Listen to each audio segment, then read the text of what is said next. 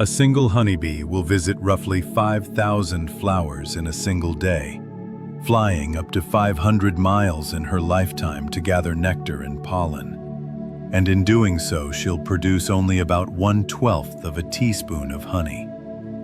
1/12 of a teaspoon. That's the entire productive output of a bee's life. Weeks of constant work, thousands of miles traveled, tens of thousands of flowers visited, all for less honey than you'd put in a cup of tea. And yet a single hive containing 60,000 bees can produce 60 pounds of honey in a season. Which means what seems impossibly small at the individual level becomes abundant through collective effort, through the cooperation of thousands of individuals, each contributing their tiny share to something far larger than themselves. Right now, on every continent except Antarctica, billions of bees are engaged in this work, visiting flowers, communicating through dance, building comb with mathematical precision, creating the intricate societies that have fascinated humans for thousands of years, and that are, quite literally, holding together the ecosystems that keep us alive. And that's only the beginning of what makes bees among the most extraordinary, most essential creatures on Earth. If you're new here, welcome. I'm grateful you've chosen to spend this time exploring something profound.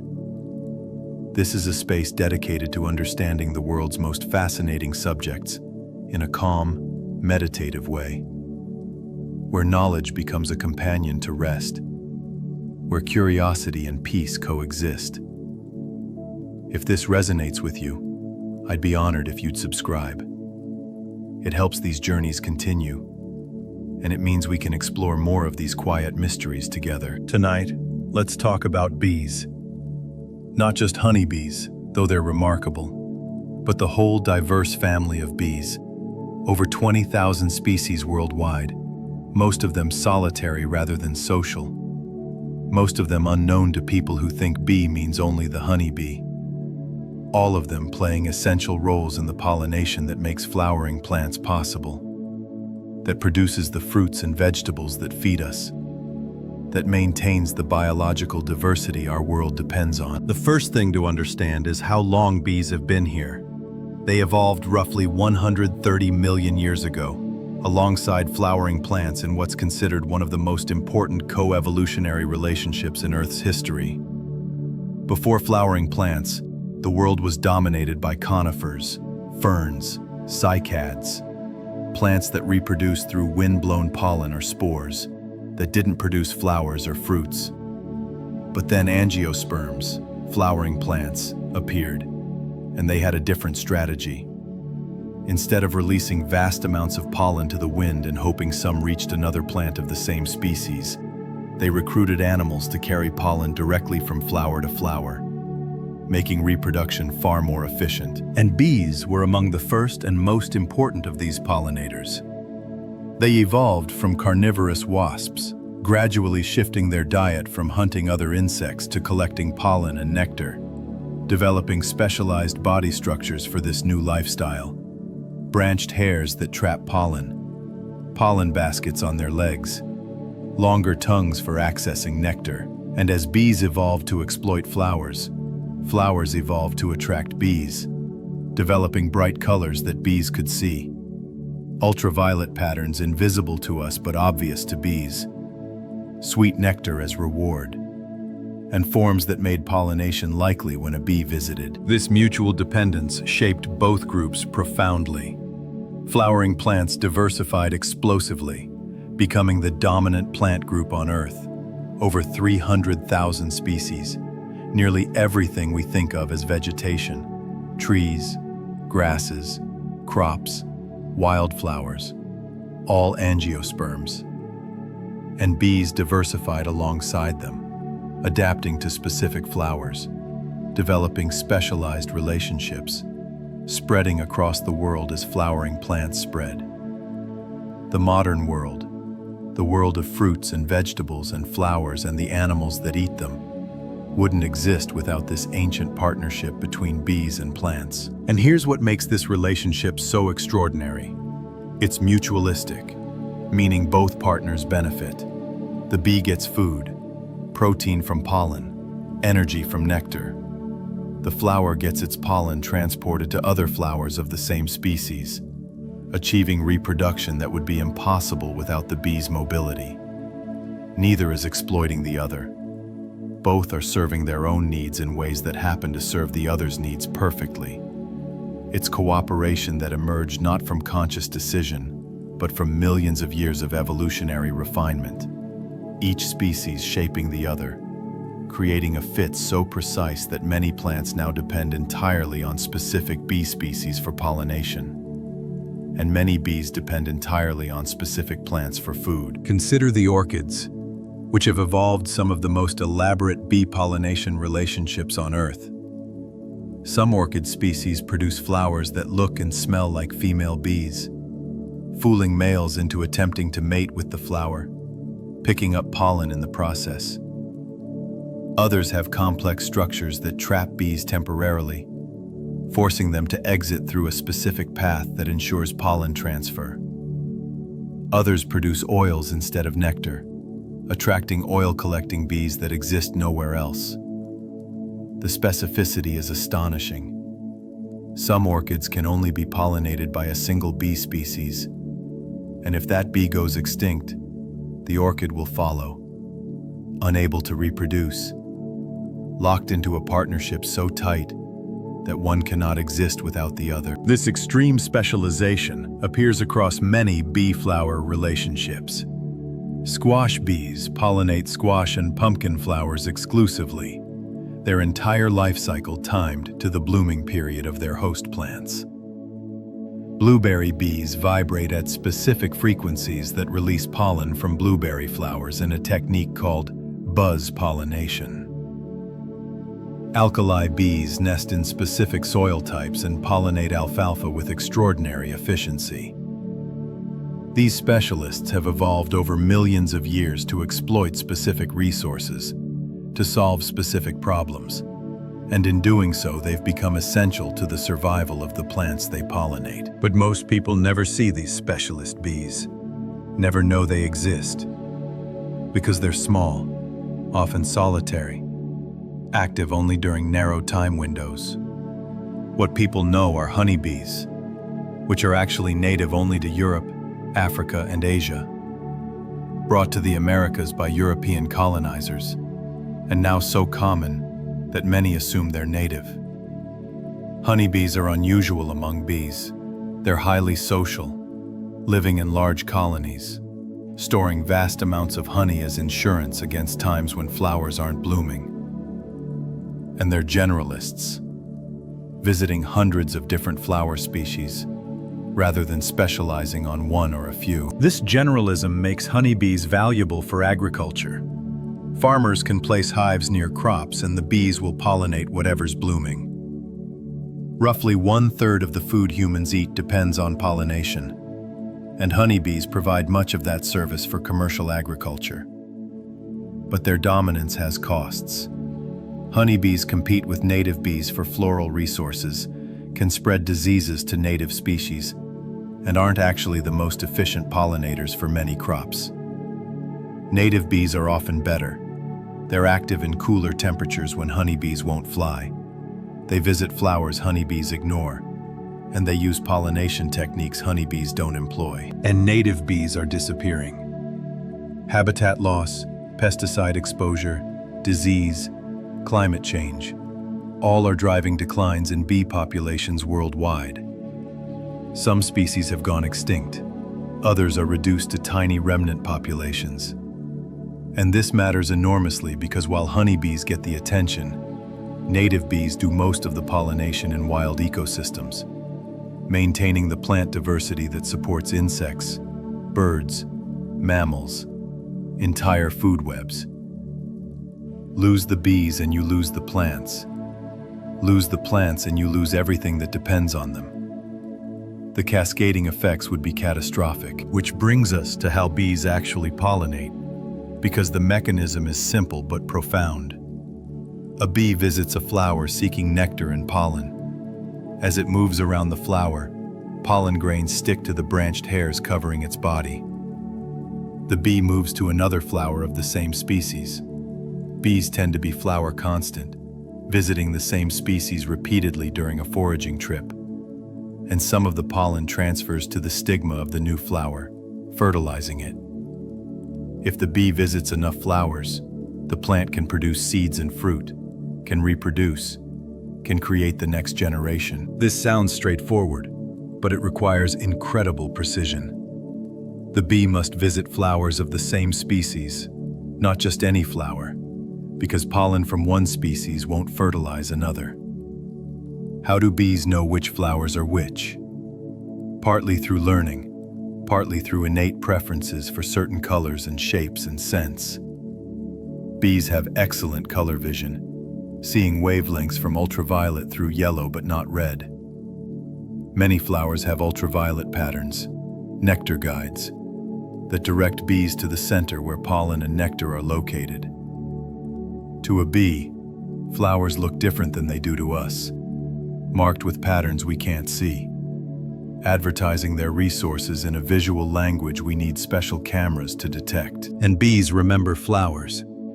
They learn which species provide the best rewards, which locations have the most flowers, what time of day specific flowers offer the most nectar. This requires substantial cognitive capacity, spatial memory, time sense, ability to associate visual and olfactory cues with rewards. Bees have brains smaller than a grain of rice, maybe 1 million neurons compared to 86 billion in humans. And yet they can learn, remember, make decisions, solve problems.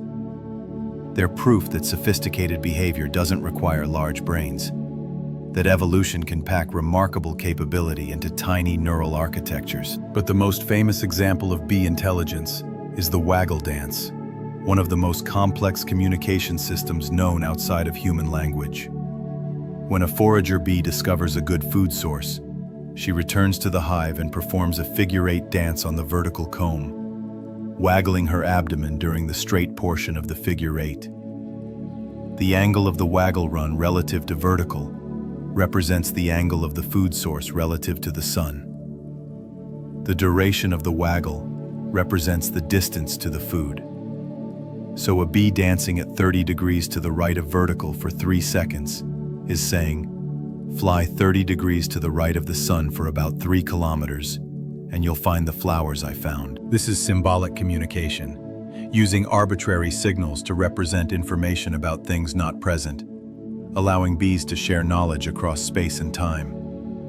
Other bees watching the dance can decode it, fly to the location described, and find the food source they've never seen before, based entirely on the dancer's instructions.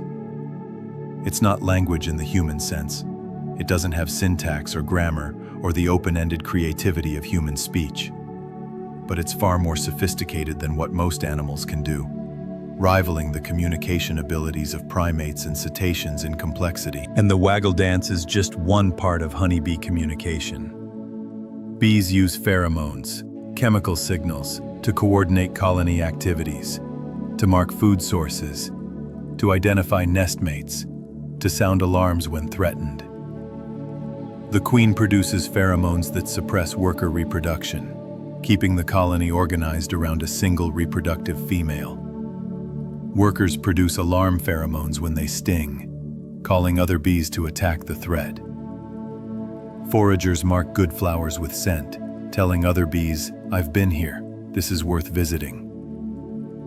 The hive is filled with chemical messages, creating a communication network that coordinates the activities of tens of thousands of individuals. And this coordination produces something remarkable: a superorganism, where the colony functions as a single entity, making decisions collectively, responding to challenges as a unit rather than as individuals. When a hive needs a new home, when they swarm, with the old queen and half the workers leaving to establish a new colony, scout bees search for potential nest sites, return to the swarm, and dance to advertise the sites they found.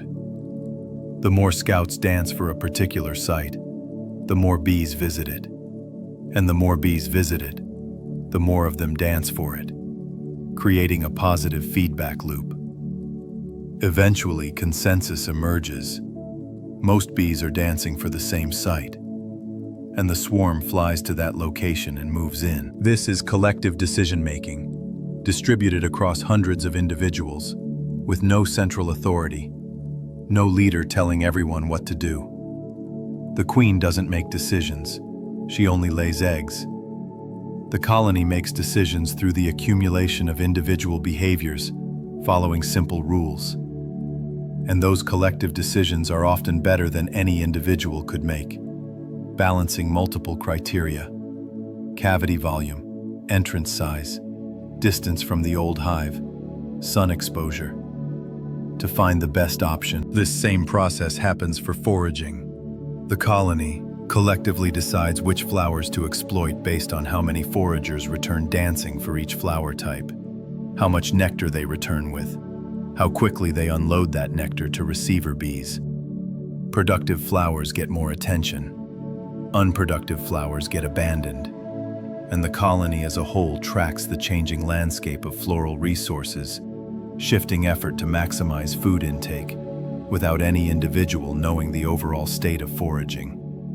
Without any central planning or coordination beyond simple local interactions between bees. It's emergence. Complex behavior arising from simple rules applied locally, repeated across thousands of individuals. No bee understands the colony-level pattern. Each is just following basic guidelines. Dance if you found good food. Follow dances that seem enthusiastic. Collect nectar from flowers that smell like flowers other bees are visiting. But these simple individual behaviors produce sophisticated collective outcomes: efficient foraging, good nest site selection, appropriate division of labor, homeostatic regulation of colony functions. And this principle appears throughout the hive. Temperature regulation, for instance, is critical. Bee larvae develop best at about 35 degrees Celsius, and the colony must maintain this temperature despite external fluctuations. When it's too hot, bees collect water and spread it on the comb, then fan their wings to create evaporative cooling. When it's cold, bees cluster on the brood, vibrating their flight muscles to generate heat without actually flying. No individual bee is monitoring the temperature and directing others. Each bee is responding to local temperature cues, and their collective responses maintain stable conditions across the entire hive. The comb itself demonstrates this emergent organization. Worker bees build hexagonal cells, the most efficient shape for storing honey and rearing brood. Hexagons tile perfectly, maximizing storage while minimizing wax, which is metabolically expensive to produce. Bees don't understand geometry, don't calculate the optimal shape. They follow simple building rules. Add wax here, scrape away excess there. And the hexagonal pattern emerges naturally from those rules applied repeatedly by thousands of bees. And as you settle deeper into stillness now, as your breathing slows and consciousness softens, consider what this reveals about intelligence, about organization, about the many ways life has discovered to solve problems. We assume intelligence requires understanding, requires conscious awareness of what you're doing and why. But bees prove otherwise. Extraordinary outcomes can emerge from simple processes repeated by many individuals, none of whom grasp the larger pattern. The hive is smarter than any bee, capable of things no individual could accomplish, solving problems collectively that would be impossible individually. And perhaps there's a lesson here for humans, for our own societies and challenges. We often look for leaders, for centralized control, for someone who understands everything and directs everyone else. But bee colonies suggest an alternative: distributed decision-making, simple rules followed locally, emergent intelligence arising from countless small interactions. No one needs to understand the whole system. Everyone just needs to respond appropriately to local information, and complex coordination can emerge without hierarchy or central planning. The hive contains no managers, no administrators, No supervisors, just workers, each doing what needs doing based on her age and the colony's current needs. Young bees clean cells and feed larvae. Middle-aged bees build comb and receive nectar from foragers. Old bees forage outside the hive, doing the most dangerous work at the end of their lives, when their loss matters least to the colony. This division of labor isn't assigned. It emerges from hormonal changes as bees age and from their responses to the colony's needs. If there aren't enough foragers, some middle-aged bees will start foraging early. If there's lots of nectar coming in, more bees will shift to comb building to store it. Everything adjusts dynamically, flexibly, without anyone directing the adjustment. The colony is a self-organizing system, constantly tuning itself to match internal needs with external opportunities, maintaining balance through countless small corrections rather than top-down control. And this self-organization has worked for over 100 million years, has allowed social bees to become some of the most successful insects on Earth, has created these remarkable superorganisms that function with an efficiency that human organizations rarely match. There's a species of bee in Central America that doesn't have a stinger. None of the workers in the entire colony can sting, because they've evolved a different defense strategy. They're called stingless bees, and when threatened, they swarm over intruders, biting with their mandibles, sometimes releasing caustic chemicals that burn skin, or crawling into ears and noses and hair where they become hopelessly entangled and die, but take their attackers' attention with them. Some species of stingless bees are so aggressive that indigenous peoples call them hell bees, fearing them more than honeybees despite the lack of stingers. And these bees have been kept by humans for thousands of years in Central and South America, long before European honeybees arrived, cultivated for the honey they produce, which has different properties than honeybee honey. More liquid, slightly fermented, used as medicine by Maya and Aztec civilizations who understood that different bee species produce different honeys with different healing properties. This reveals something important about bees. The familiar honeybee is just one expression of a much broader family, and that family contains astonishing diversity. There are tiny bees no bigger than a grain of rice and large carpenter bees the size of your thumb. There are bees that nest underground, and bees that nest in hollow stems, and bees that excavate tunnels in wood. There are parasitic bees that lay their eggs in other bees' nests, letting their larvae consume the host's pollen provisions. There are bees that live alone, and bees that form colonies of thousands. There are bees specialized for hot deserts, and bees that thrive in Arctic tundra. Every ecological niche where flowers bloom has been colonized by some bee species, and each has evolved specific adaptations for its particular circumstances. Consider the carpenter bees, large solitary bees that excavate nesting tunnels in dead wood, sometimes spending days boring through solid timber to create chambers for their offspring.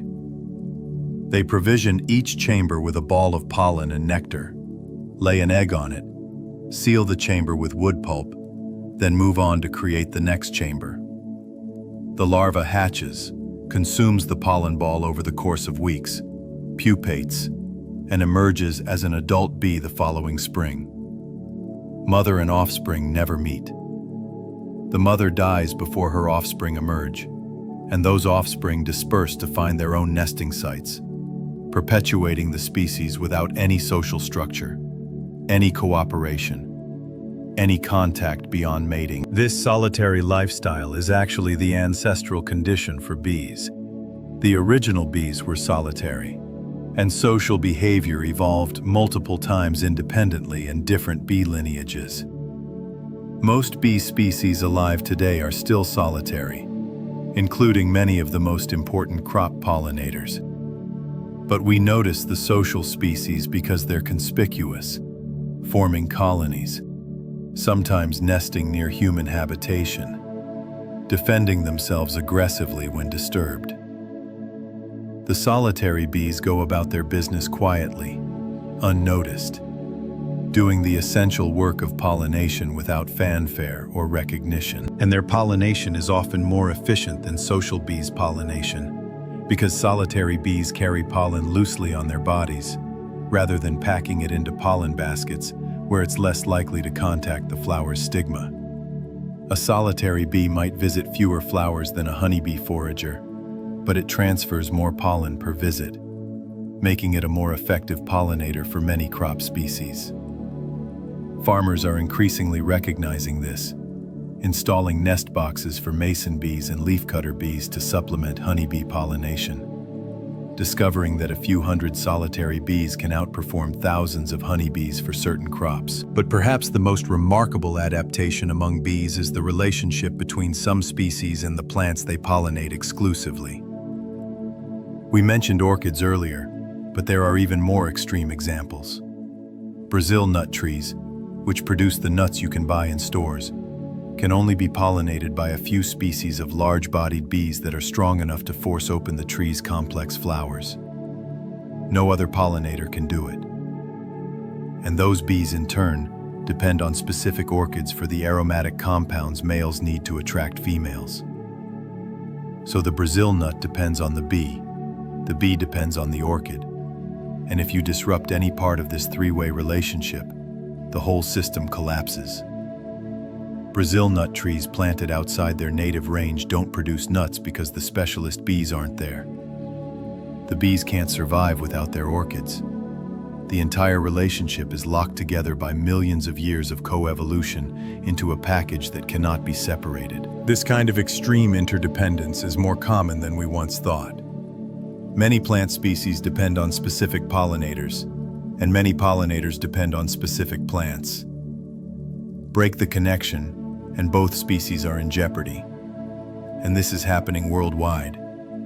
As habitats fragment, as native plants are replaced with agriculture or development, as the relationships that took millions of years to evolve are severed in decades or years.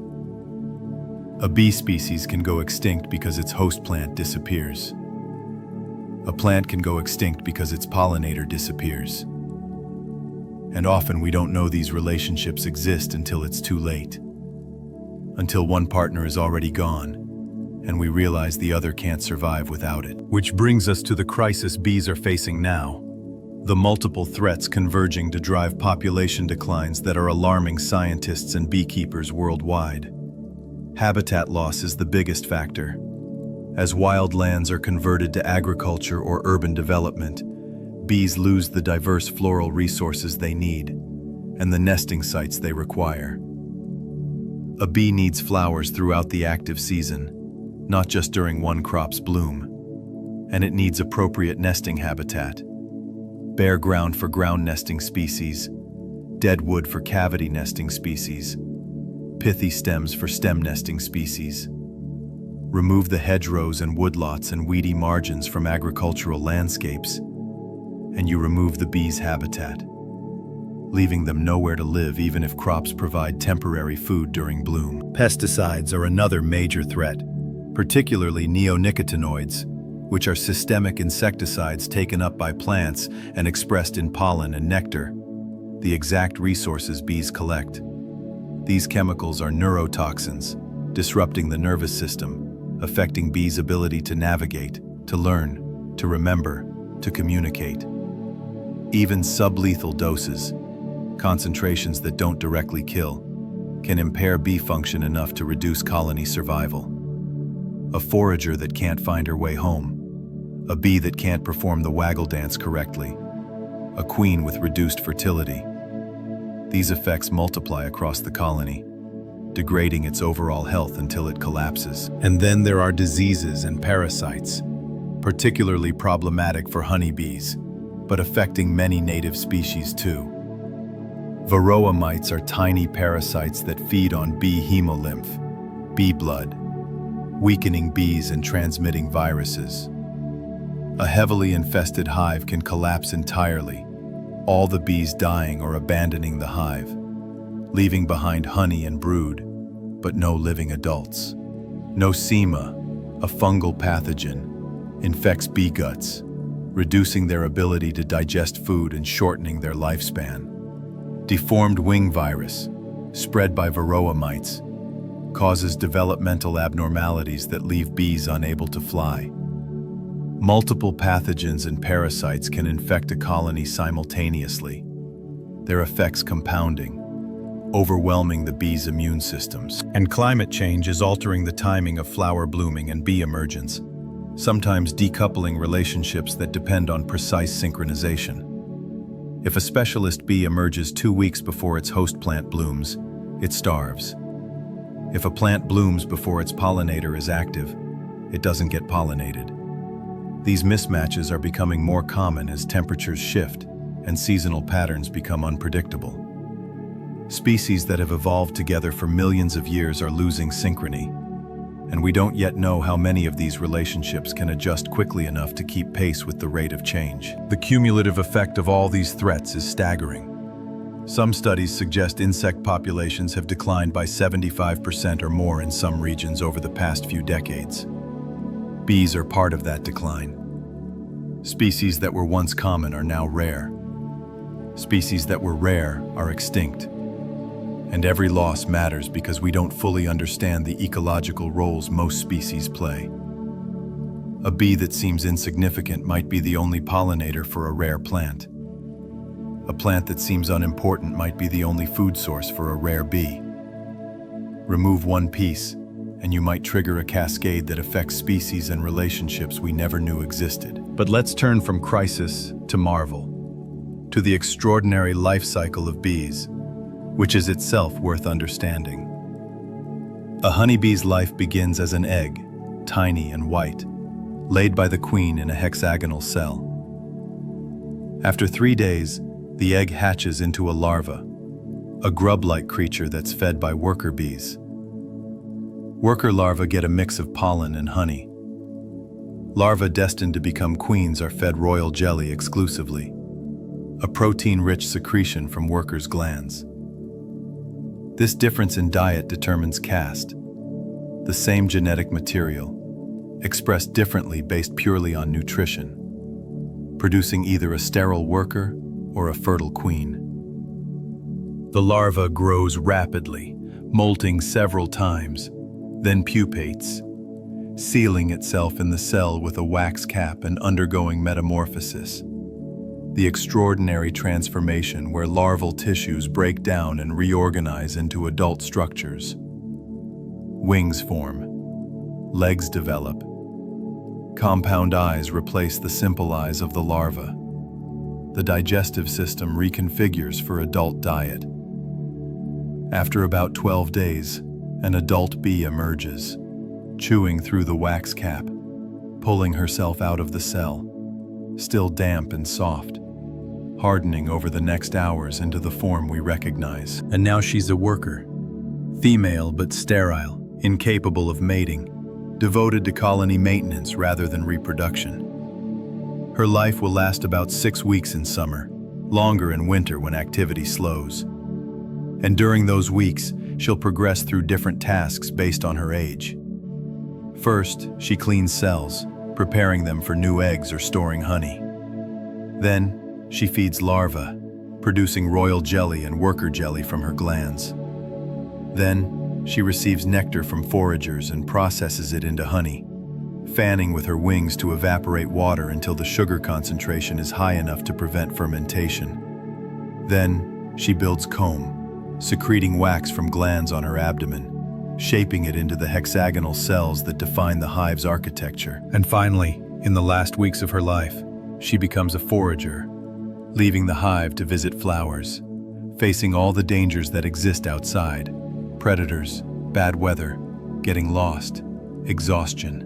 Many foragers never return from foraging trips, dying somewhere out in the world, their bodies feeding ants or decomposers, their last service to the colony being to die away from the hive, where their corpse won't become a disease vector or require removal by undertaker bees, who drag dead bodies out of the colony and drop them far from the entrance. This progression through tasks, called temporal polytheism, means the colony always has the right mix of workers doing necessary jobs.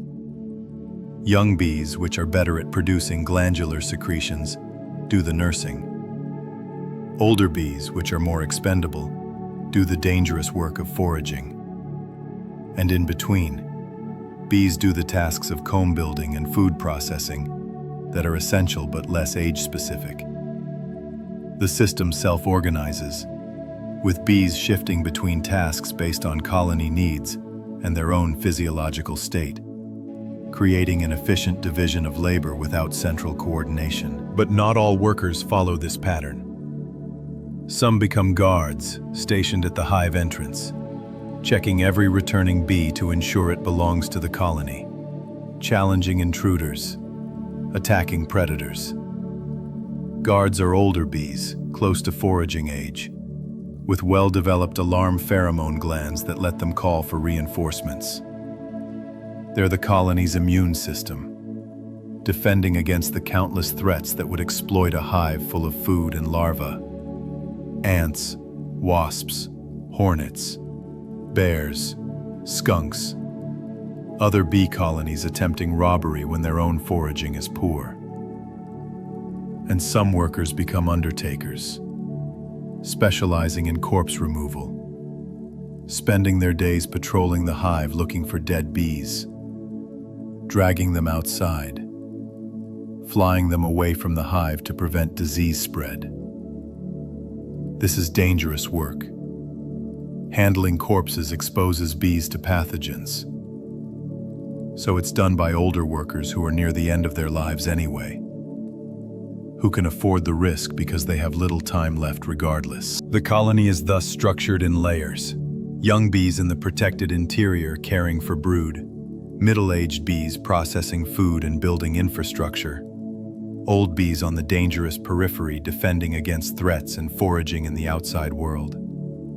And in this structure, the colony as a whole maintains itself, replaces its losses, adapts to changing conditions, survives across seasons and years despite the short lifespan of individual workers. The queen, meanwhile, lives much longer, several years potentially, laying up to 2,000 eggs per day during peak season, constantly surrounded by a retinue of workers that feed her, groom her, distribute her pheromones throughout the hive.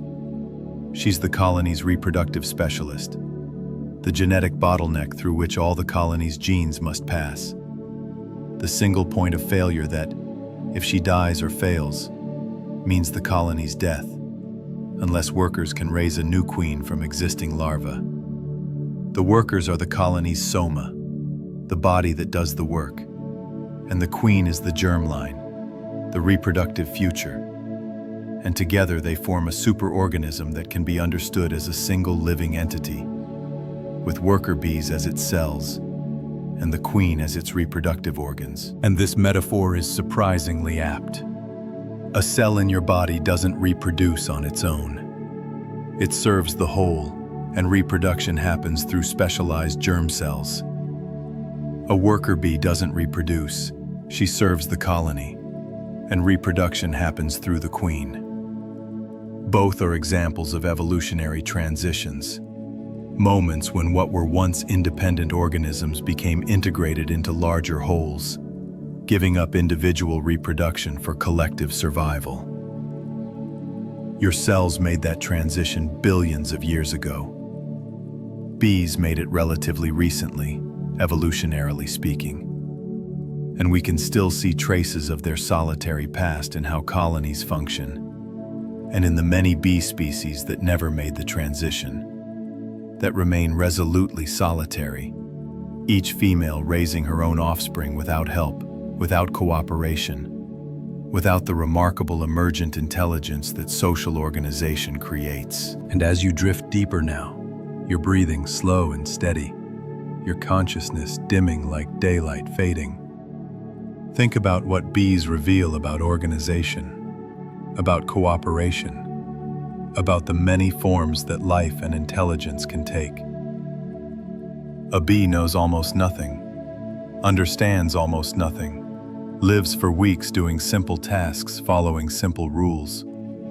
And yet bees collectively have built a society that's endured for millions of years, that solves complex problems, that adapts to changing conditions, that creates something far more sophisticated than any individual could achieve. Perhaps intelligence isn't what we think it is.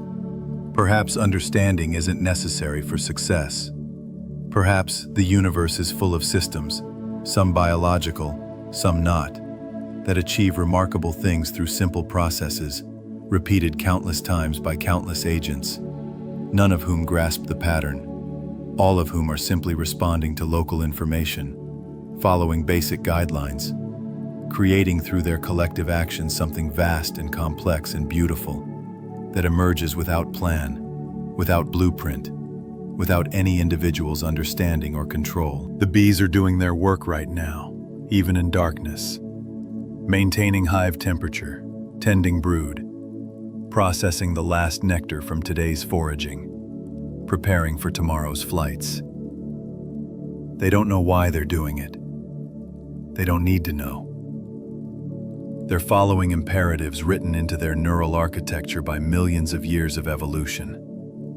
Imperatives that have proven successful enough to spread bees across the world, into nearly every terrestrial ecosystem, making them essential partners for flowering plants, essential providers of the pollination services that keep ecosystems functioning and food systems productive. There's a behavior that occurs in some bee species during times of extreme scarcity, something researchers call undertaker cannibalism, where worker bees will consume their own larvae rather than let them starve slowly.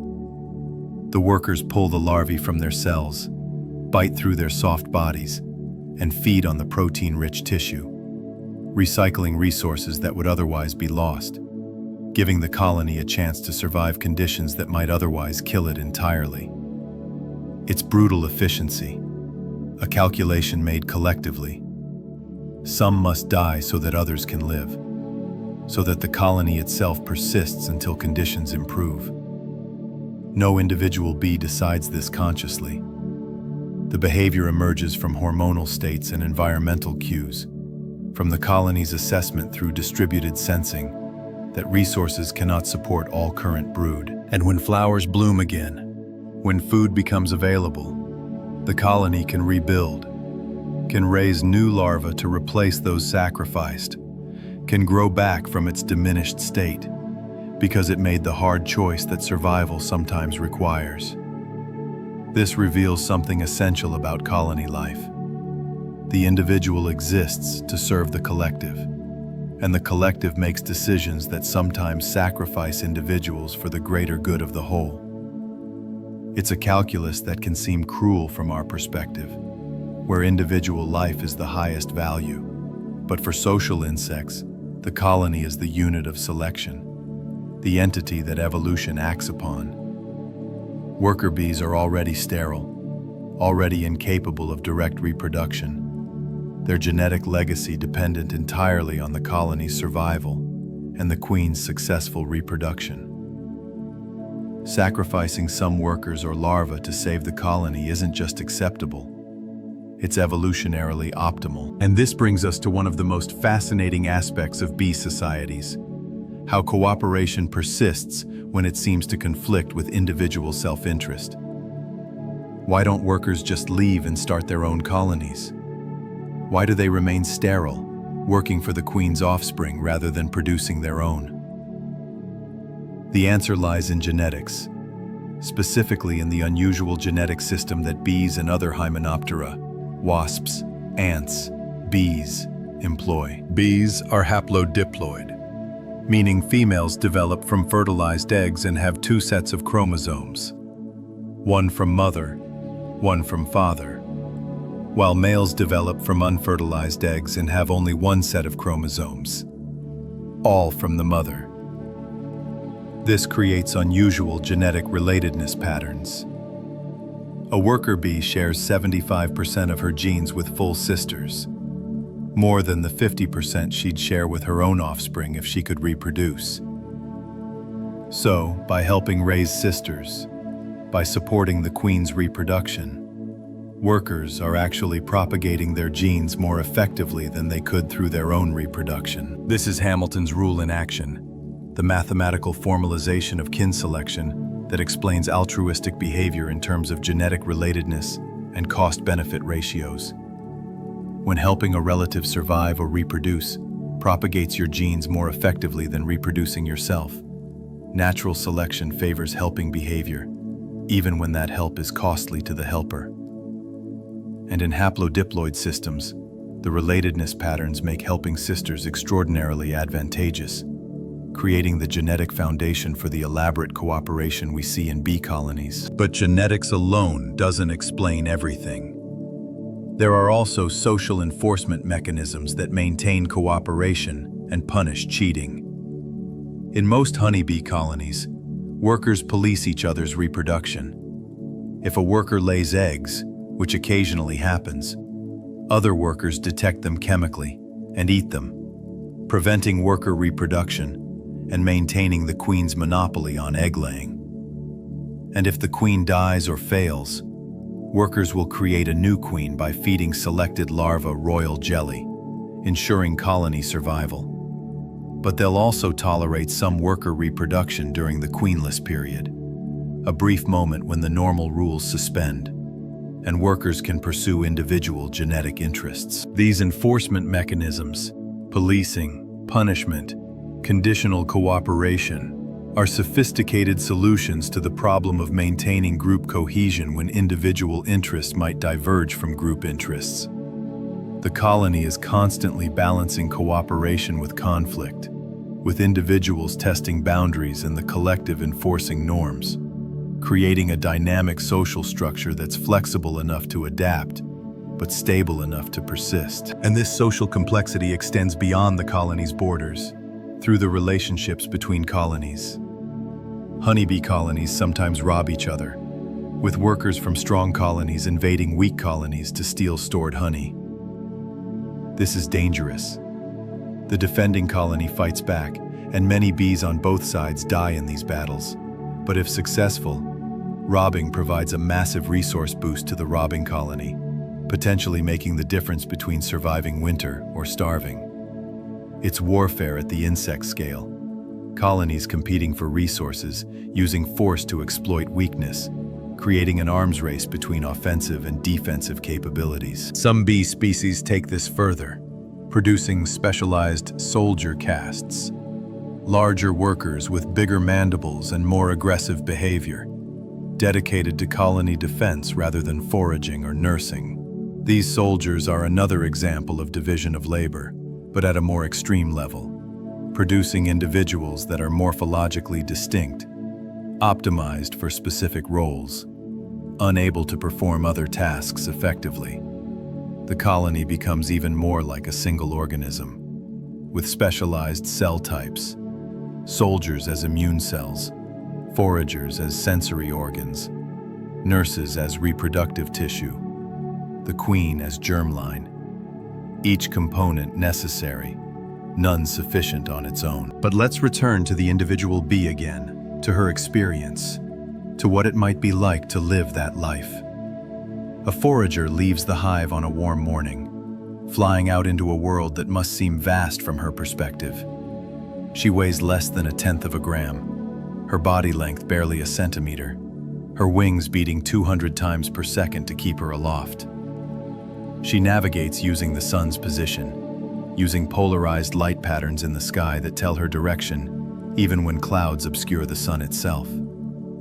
Using landmarks she's memorized, that distinctive tree, this bend in the road, those patterns of light and shadow. She finds flowers, lands on them, uses her vision to locate the nectar guides, extends her proboscis to reach nectar at the base of the flower, all while getting covered in pollen that sticks to the branched hairs covering her body. She packs pollen into the specialized baskets on her hind legs, mixing it with a bit of nectar to make it sticky, building up bright orange or yellow balls that can be half her body weight.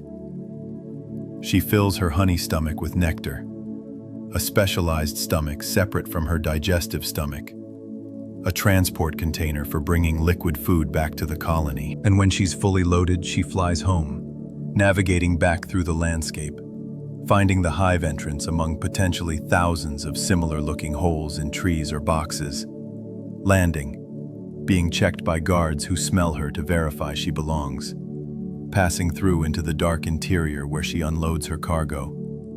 Nectar transferred mouth to mouth to receiver bees who'll process it into honey. Pollen scraped from her legs and packed into cells to be fed to larvae. And then she rests briefly, grooms pollen from her body hair, perhaps follows a waggle dance to learn about food sources other foragers found, and then heads out again, repeating this cycle 20 or more times a day until her wings are tattered and torn from use, until she's exhausted, until she fails to return from one final foraging flight. What does she experience during all this? We can't know subjective experience directly, but she must have some form of awareness. She's making decisions, learning routes, remembering flowers, responding to circumstances. Is there something it's like to be a bee? Something it feels like to fly, to taste nectar, to communicate through dance? Or is it all mechanistic response? Sophisticated information processing, without any accompanying subjective dimension? The question is perhaps unanswerable, but it matters how we think about it. If bees are conscious beings experiencing their lives, even in forms radically different from our experience, then they have moral standing. Their welfare matters. Our treatment of them should consider their capacity for suffering. If they're biological robots, purely mechanistic, no subjective dimension at all, then their moral status is different, though they'd still matter instrumentally for their ecological roles. Most likely, the truth is somewhere between these extremes. Bees probably have some form of basic awareness, some minimal subjective experience, but nothing like the rich conscious life humans enjoy. They're unlikely to reflect on their existence, to worry about the future, to remember the past with emotion. But they might experience something like satisfaction when finding good flowers, something like distress when their hive is threatened, something like the simple awareness of being alive that might be the most fundamental form of consciousness. The basic, what it's like, that accompanies information processing in biological systems. And this raises profound questions about the nature of mind, about where consciousness emerges in the complexity spectrum, from simple organisms to humans. Is there a sharp boundary, a point where consciousness switches on? Or is it gradient, dimming gradually as neural systems become simpler, perhaps extending far down the complexity ladder to organisms we'd never intuitively attribute consciousness to? And if it's gradient, where do bees fall? More conscious than bacteria, surely. Less conscious than mammals, probably, but where exactly? And how would we ever know? These questions don't have clear answers, but they're worth sitting with as you rest here in the boundary state between waking and sleeping, as your own consciousness dims and transforms. You're experiencing right now the flexibility of consciousness, how it changes state, how awareness can be present in different intensities and forms. Wide awake, consciousness is bright, focused, analytical. Drowsing, it becomes diffuse, associative, dreamlike. Asleep, it transforms further into something we barely remember upon waking, something that seems different in kind from waking awareness, though it's produced by the same brain, the same neurons, just operating in different patterns. If your consciousness can vary this much while remaining you, while remaining human consciousness, perhaps other forms of consciousness vary even more dramatically, taking shapes we can barely imagine, serving functions we don't recognize, existing in forms that don't map to our categories. Perhaps the bee's awareness is not a dim version of human awareness, but something sui generis, its own category, optimized for the bee's needs, rather than resembling human consciousness at all. And perhaps that's appropriate, perhaps humbling. We're not the measure of all minds. We're one expression of consciousness, shaped by our evolutionary history, our ecological niche, our specific sensory systems and neural architecture. Bees are another expression, equally valid, equally real to the bees experiencing it, even though it's likely incomprehensibly different from ours. And across the living world, consciousness might take thousands or millions of forms, each adapted to its organism's needs, each creating its own experiential reality, most of them forever inaccessible to us, but no less real for that inaccessibility. The bee flying from flower to flower is experiencing something. The hive, humming with activity, is filled with individual experiences, thousands of small, subjective universes, each bee centered in her own awareness, however minimal or different from ours that awareness might be. And in aggregate, those individual experiences somehow create or constitute or produce. We don't have good language for this. The colony-level phenomena we observe, the collective intelligence that emerges from individual interactions, the superorganism that seems to have its own existence above and beyond the individuals composing it. This is the mystery at the heart of consciousness, of organization, of how many simple things interacting create complex things with new properties. Your consciousness emerges from neurons, individual cells that are not conscious, interacting in patterns that somehow give rise to your subjective experience. The colony's intelligence emerges from bees, individuals with minimal intelligence, interacting in patterns that give rise to collective problem-solving far beyond individual capacity. The principle is similar, the mystery equivalent. How does the interaction of parts create wholes with properties the parts don't have? We don't have good answers. We can describe the mechanisms, can model the interactions, can predict behavior with increasing accuracy. But the explanatory gap remains. Why these interactions produce these experiences, these intelligences, these emergent phenomena. Why it feels like something to be you. Why the colony behaves as if it's something beyond its component bees. The universe keeps producing these hierarchies of organization, these levels where new properties emerge, these discontinuities where quantitative changes, more neurons, more bees, more interactions, produce qualitative shifts to new kinds of phenomena. And bees are one example among countless others.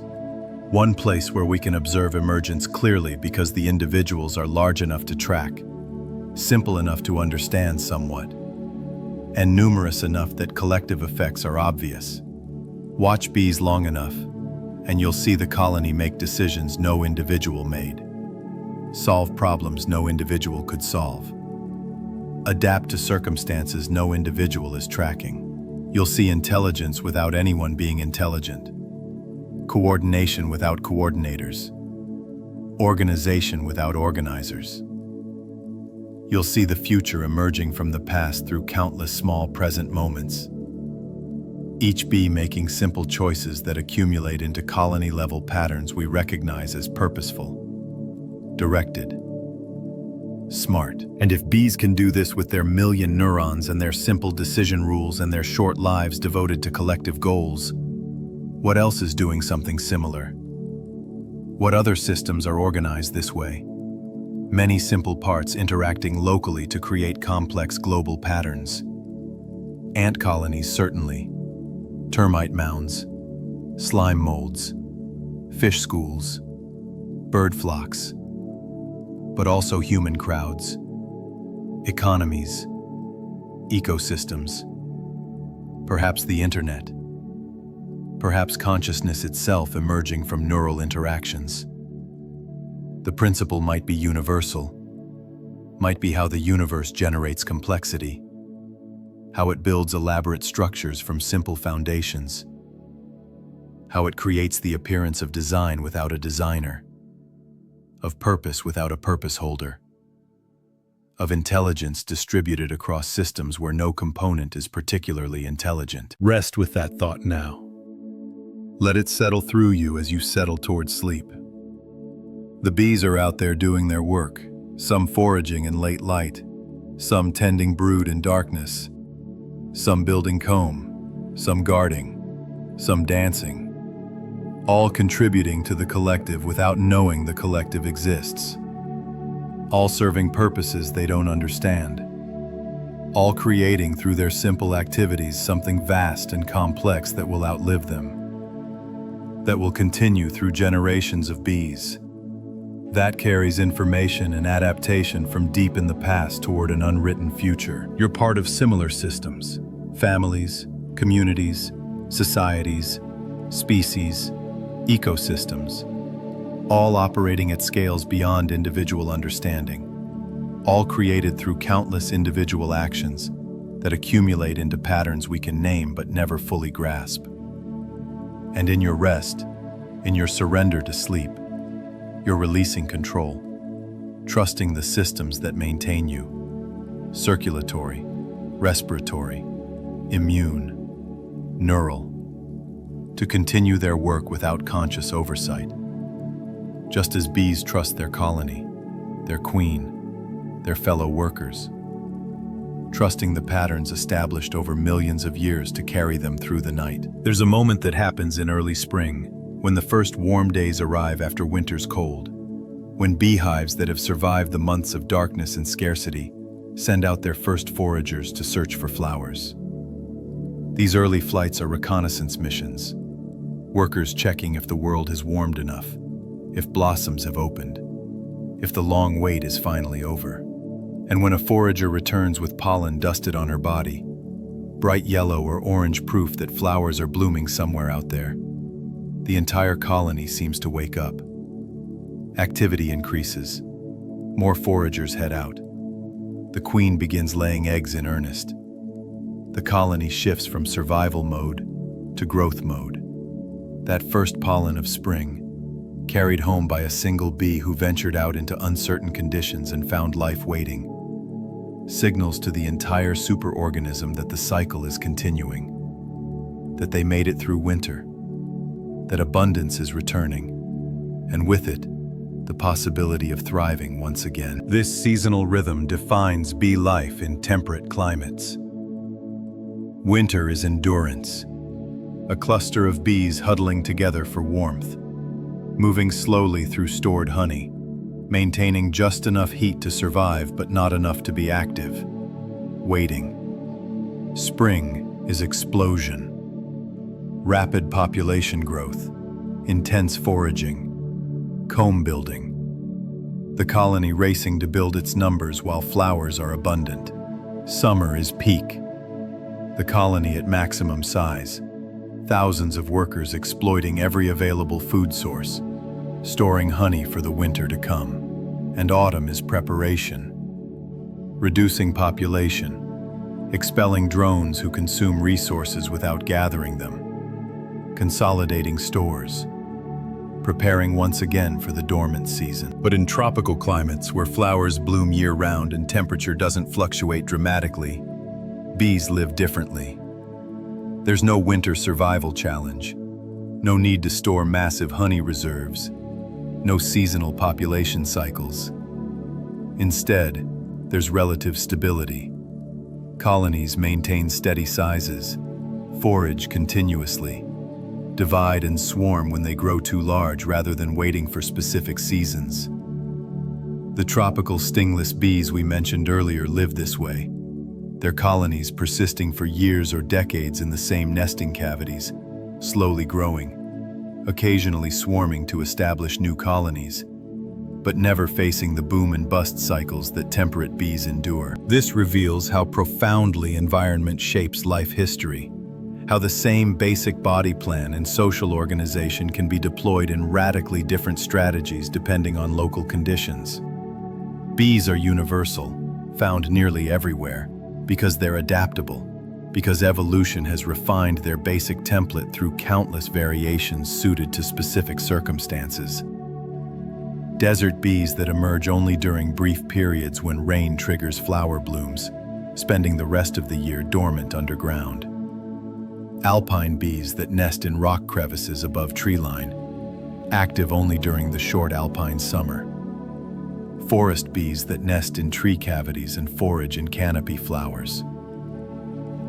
Bees have found ways into almost every terrestrial ecosystem, and in each they've specialized, becoming perfectly fitted to local conditions through the relentless filter of natural selection. And this adaptive radiation, the diversification of a lineage into many specialized forms, is still happening.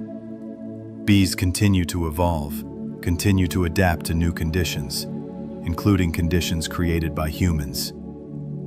There are bees in cities now that nest exclusively in urban environments, exploiting the heat island effect that makes cities warmer than surrounding countryside, foraging on cultivated flowers in gardens and parks, thriving in built landscapes that would seem hostile to wild creatures.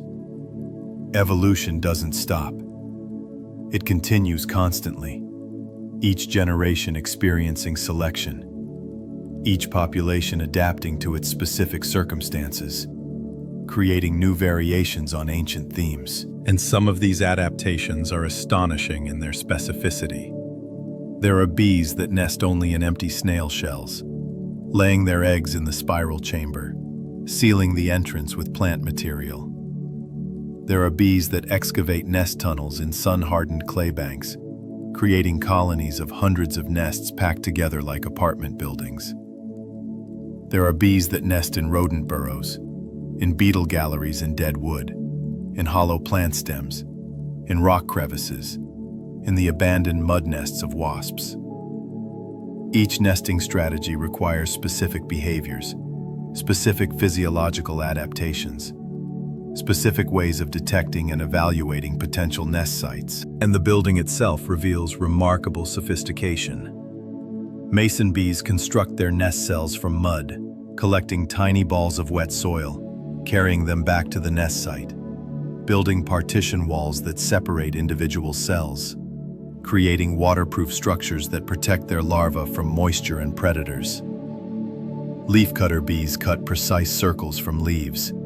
You've probably seen the characteristic semicircular notches they leave in rose leaves or other plants, and use these leaf pieces to line their nest cells, creating chambers that are both protective and fungus resistant, stitching the leaves together with larval silk as the bee develops.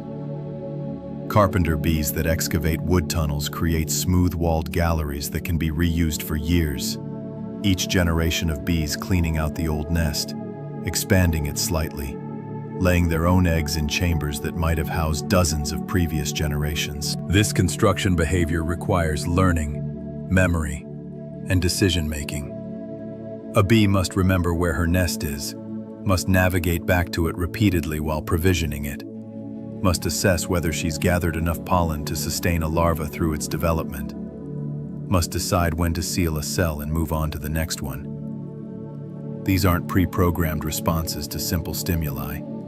They're flexible behaviors, adjusted based on experience, on conditions, on available resources. The bee is solving problems in real time, using information gathered across multiple foraging trips to make decisions about nest construction and provisioning. And the pollen itself, the protein source that sustains bee larvae, is extraordinary stuff. Each pollen grain is a microscopic capsule containing male genetic material, protected by one of the most durable biological substances known. Pollen grains can survive thousands of years in sediments, providing paleoecologists with detailed records of which plants grew where and when. The outer wall of pollen grains, the exine, is made from sporopollenin, a complex polymer that resists degradation by acids, enzymes, heat, pressure, almost anything except prolonged exposure to strong oxidizers. This durability protects pollen during its journey from flower to flower, whether carried by bees or other pollinators, ensuring male gametes survive to fertilize ovules. But for bees, pollen is food, not genetic material. They're exploiting the plant's reproductive strategy for their own nutritional needs, harvesting the protein and lipids the plant packaged to nourish its pollen tubes.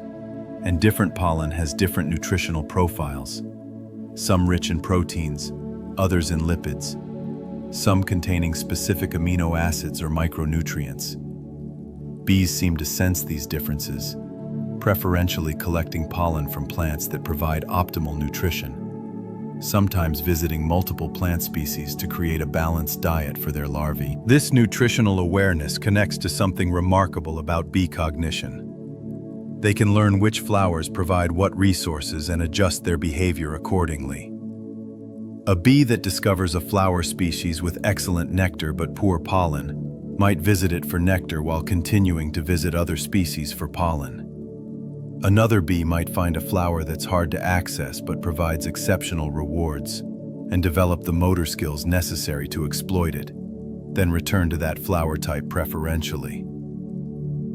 Bees are showing niche construction, actively shaping their environment through their choices about which flowers to visit, which in turn affects plant reproductive success, which affects the next generation of flowers, creating feedback loops between bee behavior and plant evolution. And these feedback loops have been operating for over 100 million years. Bees and flowers co-evolving in a dance of mutual influence, where each shapes the other, where flowers evolve to attract bees more effectively, and bees evolve to exploit flowers more efficiently, where the relationship becomes ever more refined, more specific, more intricate.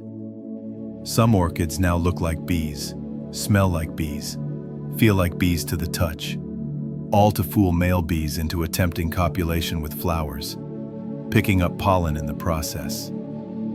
This deception works because the bee's mating preferences are specific enough to be exploited, because evolution has refined those preferences over millions of years, because the relationship between bee and flower is intimate enough that flowers can hack into bee neurobiology, triggering responses the bee can't control. And yet, bees aren't helpless victims. They learn to avoid flowers that deceive them if those flowers don't provide rewards. They develop search images that help them locate preferred flowers more efficiently. They communicate with nestmates about food source locations, recruiting others to profitable flowers, ignoring unproductive ones. The relationship is dynamic, each partner adapting to the other's adaptations, creating an evolutionary arms race, or, more accurately, an evolutionary dance.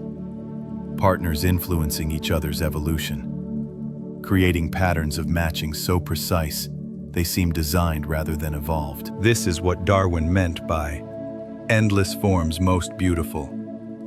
The way evolution produces elaborate structures and behaviors through simple processes repeated across vast timescales, creating apparent design without a designer, purpose without intention, beauty as an emergent property of functional adaptation.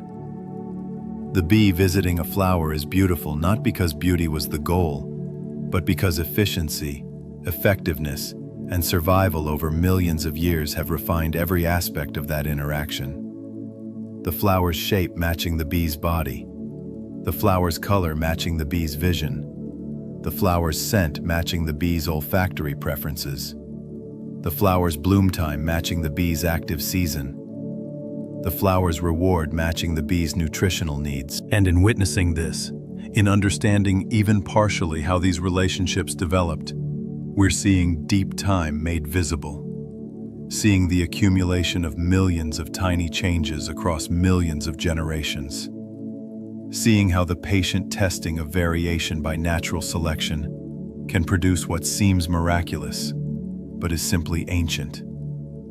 The bee did not appear fully formed.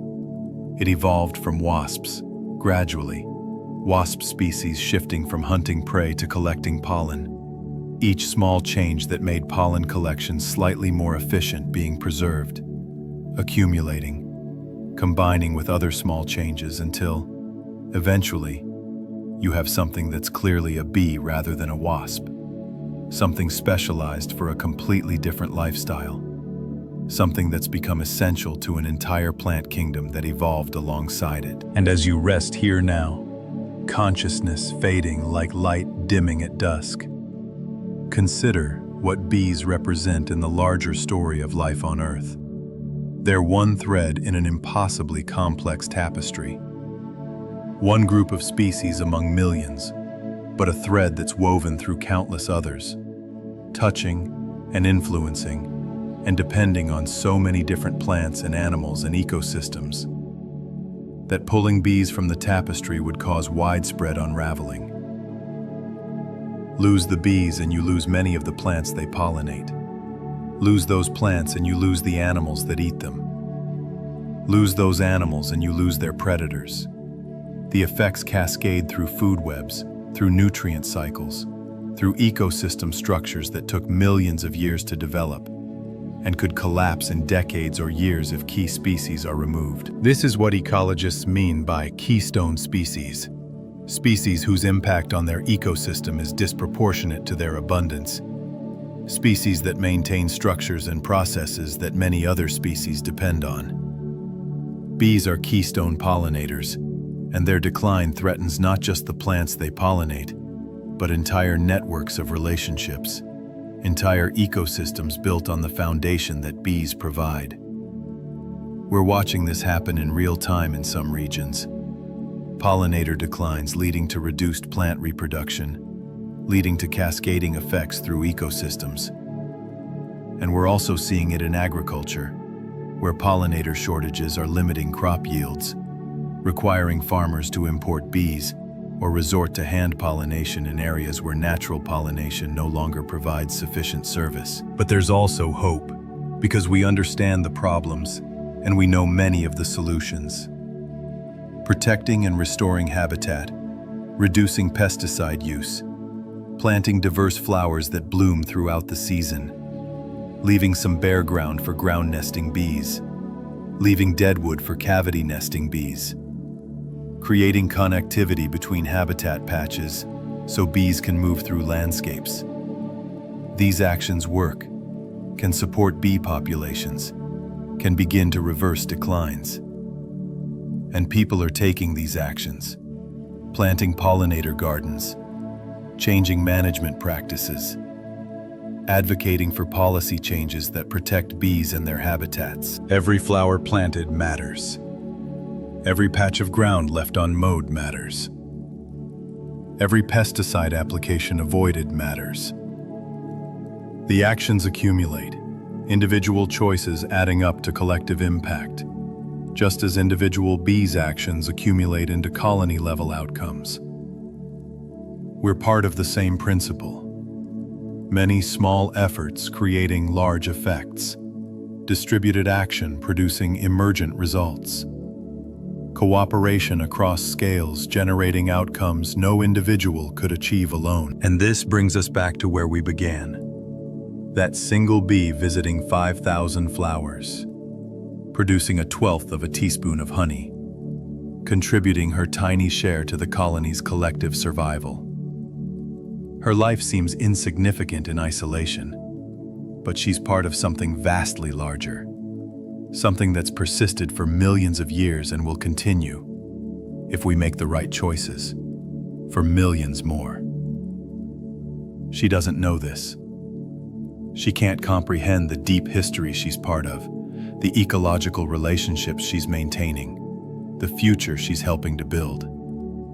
She's simply doing what bees do, following imperatives written into her genes by evolution's patient editing. Visiting flowers because that's what bees are for. Serving the colony because that's what workers do.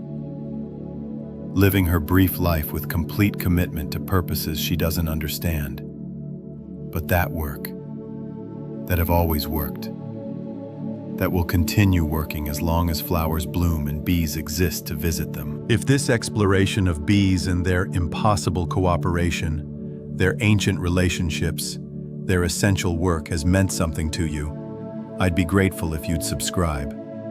These journeys continue, these quiet investigations of the extraordinary hiding in the ordinary, the profound in the small, the lessons in the lives of creatures we too often overlook. Sleep now. Rest deeply. And may you wake tomorrow to a world where bees are still flying, still visiting flowers, still doing the work they've done for millions of years, still holding together ecosystems, still producing sweetness from sunlight and flowers and their own ceaseless labor. The hum of bees is one of Earth's oldest sounds, predating human language, predating human existence, likely to continue long after we're gone if we're wise enough to ensure their survival. Listen for it. Honor it. Know that every bee you see is carrying forward an unbroken lineage from the deep past toward an unknown future. And that in that carrying, in that persistence, there's wisdom about cooperation, about patience, about the power of many small efforts accumulating into something magnificent and essential, and worthy of our deepest respect and protection. Sweet dreams.